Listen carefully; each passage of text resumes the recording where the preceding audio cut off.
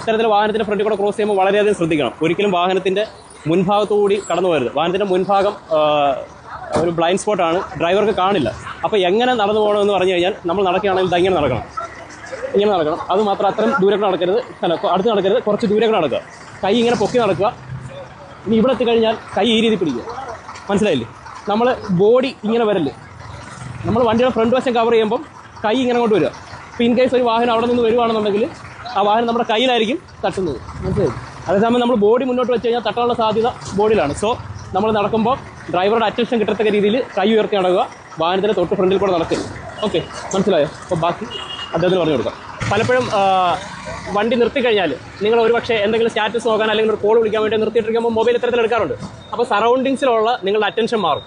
അപ്പോൾ നിങ്ങൾ പെട്ടെന്ന് ബെല്ലടിക്കുമ്പോൾ വാഹനം മുന്നോട്ട് എടുക്കാനുള്ള ഒരു ടെൻഡൻസി ഉണ്ട്. ആ സമയത്ത് ഈ ഫ്രണ്ടിൽ ആരെങ്കിലും പാസ് ചെയ്തോ നിങ്ങൾ അറിയില്ല. അപ്പോൾ നിങ്ങൾ സറൗണ്ടിങ്സ് ഒന്നുകൂടെ നോക്കുക.